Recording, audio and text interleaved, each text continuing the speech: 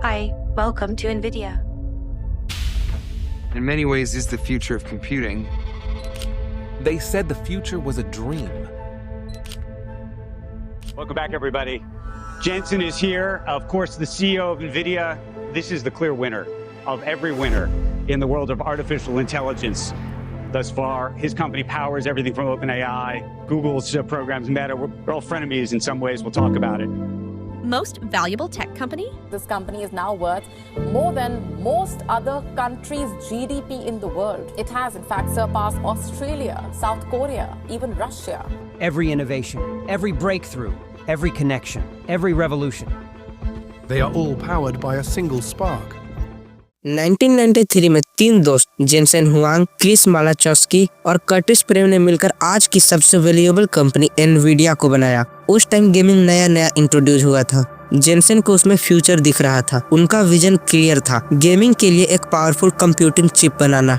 इसी सोच के साथ उन्होंने मई 1995 में अपना पहला प्रोडक्ट NV1 लॉन्च किया। कंप्लीट डिजास्टर, NV1 फेल हो गया। वो उस टाइम न्यूली लॉन्च माइक्रोसॉफ्ट के डायरेक्ट एक्स के साथ कंपेटिबल नहीं हो पाया। एनवीडिया ने उसके 2.5 लाख यूनिट बेचे थे, जिसमें से 2,49,000 यूनिट वापस आ गए।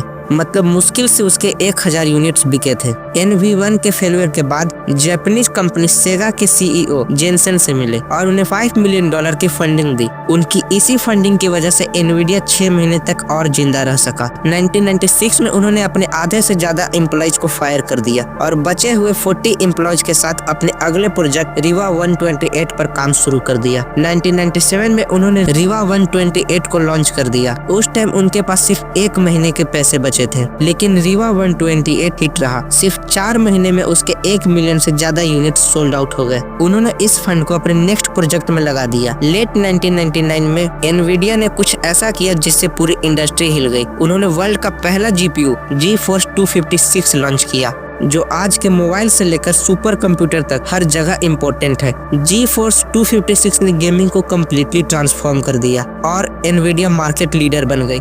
2006 में एनवीडिया का बिजनेस अच्छा चल रहा था, प्रॉफिट बढ़ रहे थे, लेकिन जेनसेन ने कुछ अलग सोचा। उन्होंने एक प्लेटफॉर्म बनाया, CUDA, जिसे साइंटिस्ट और डेवलपर GPUs का यूज रिसर्च के लिए और डेटा प्रोसेसिंग के लिए कर सकते थे, लेकिन इसका एडॉप्शन बहुत स्लो हुआ।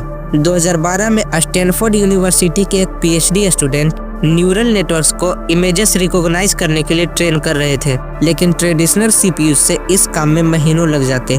इसलिए उन्होंने एनवीडिया के CUDA प्लेटफॉर्म को यूज किया और उसने क्रिएट किया AlexNet, एक न्यूरल नेटवर्क जो एक्यूरेटली इमेजेस को आइडेंटिफाई कर सकता था।